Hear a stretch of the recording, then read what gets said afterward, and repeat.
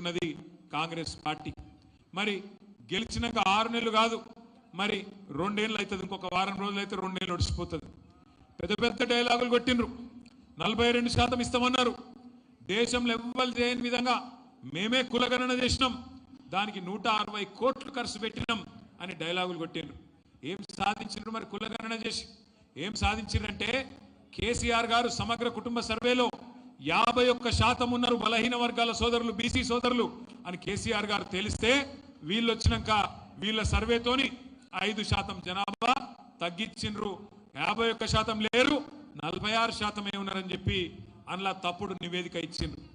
తప్పుడు నివేదిక వేయడమే కాదు, కమిషన్ అని వేసిండ్రు, ఇంకేదో వేసిండ్రు, జీవో అన్నారు, ఇంకేదో అన్నారు.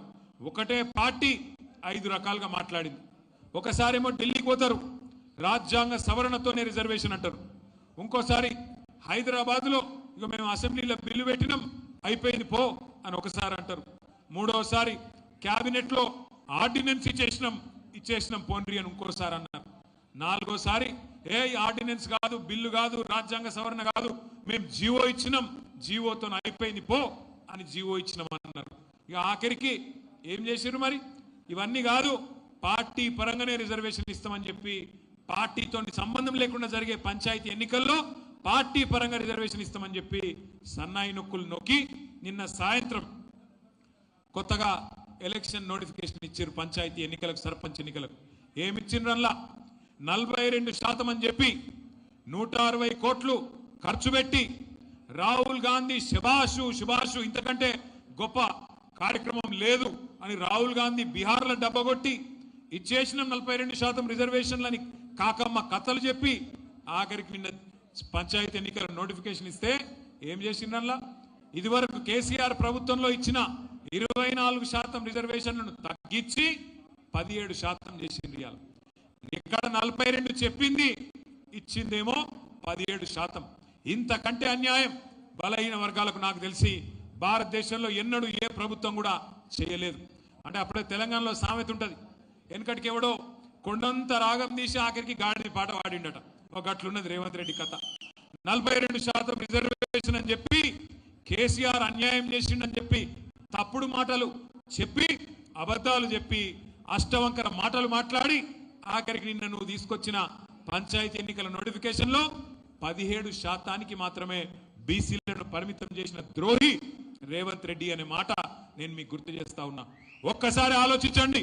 తెలంగాణలోని బలహీన వర్గాల మేధావులు, బలహీన వర్గాల సోదరులు సోదరిమణులు 42% అని మాట ఇచ్చి ప్రభుత్వ కాంట్రాక్టులలో ఇస్తా, విద్యలో ఇస్తా, ఉద్యోగాలలో ఇస్తా, అట్లాగే రాజకీయంగా వాటా ఇస్తా, 1,00,000 కోట్ల బడ్జెట్ పెడతా, సంవత్సరానికి 20,000 కోట్లు మీకు బడ్జెట్లనే పెడతా అని నమ్మించి తడిగుడ్డతోని గొంతు కోసిన రేవంత్ రెడ్డి ప్రభుత్వాన్ని ఏం చేయాలో మీరే నిర్ణయించాలని చెప్పి కూడా నేను తెలంగాణలోని బలహీన వర్గాల మా బిడ్డలకు, మా అన్నదమ్ములకు నేను కోరుతా ఉన్నా.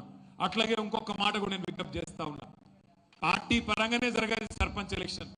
ఇలా బీ ఫారం ఇచ్చేది లేదు, కారు గుర్తుండదు, ఏ గుర్తుండదు.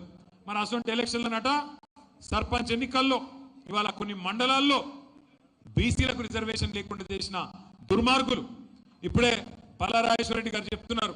ఏ మండలం అది నువ్వు చెప్పింది? నర్మెట్ట మండలం, జనగామ.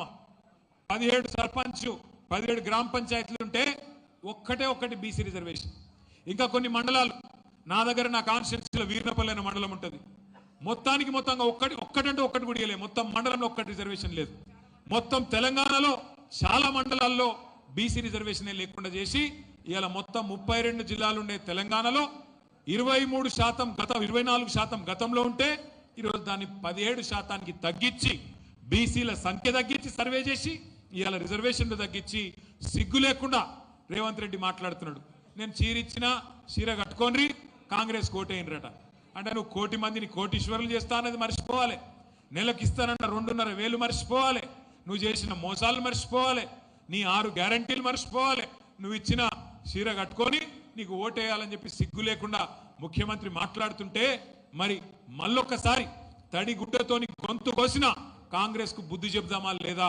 బలహీన వర్గాల ఆడబిడ్డలు, అన్నదమ్ముళ్ళు ఆలోచించాలని చెప్పి నేను కోరుతా ఉన్నా. ఇంకొక మాట కూడా నేను కోరుతా ఉన్నా.